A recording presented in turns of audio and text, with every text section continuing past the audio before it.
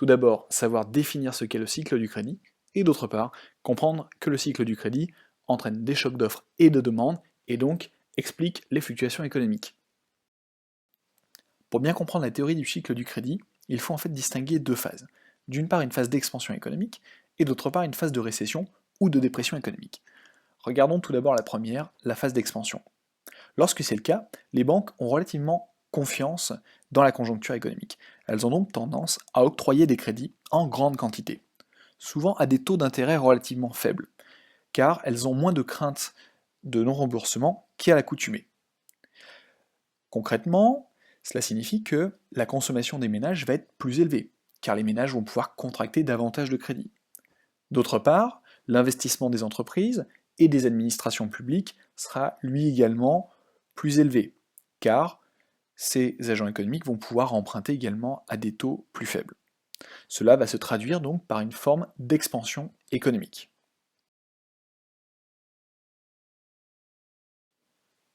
Il arrive un moment où après une phase d'expansion, on assiste à un retournement de la conjoncture économique. En effet, il y a eu un octroi de crédit en trop grande quantité.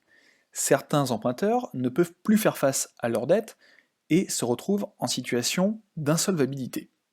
Cette situation d'insolvabilité peut concerner des administrations publiques ou des entreprises, mais également des ménages. Nous allons donc voir comment cette situation d'insolvabilité mène à une récession, voire même à une dépression. L'une des raisons essentielles de ce retournement tient dans le désendettement par les agents économiques. En effet, les emprunteurs qui ont accumulé trop de dettes vont chercher à réduire le volume de cette dette. Ainsi, les entreprises et les administrations publiques vont par exemple cesser d'investir, de recruter, voire même vendre une partie de leur patrimoine. D'autre part, les ménages vont moins consommer, moins s'endetter. Ainsi, les administrations publiques et les entreprises vont très concrètement diminuer le niveau des investissements, vont geler les embauches, voire même licencier. Du côté des ménages, il y aura une forte baisse du niveau de la consommation.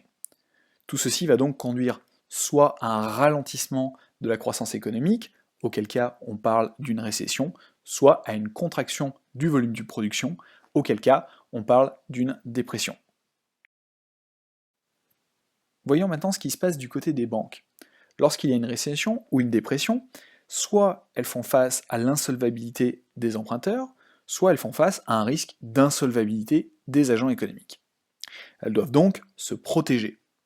Ainsi, d'une part, elles vont restreindre leur offre de crédit de manière à ne plus subir de nombreuses pertes financières. D'autre part, elles vont augmenter les taux d'intérêt de manière à ne plus prêter à des agents économiques qui seraient éventuellement en difficulté. Ce faisant, les entreprises et les administrations publiques ont plus de difficultés à investir, même celles qui sont en bonne santé, et les ménages de leur côté ont plus de difficultés à consommer car il leur est beaucoup plus difficile d'accéder au crédit. Ainsi, la récession ou la dépression est amplifiée.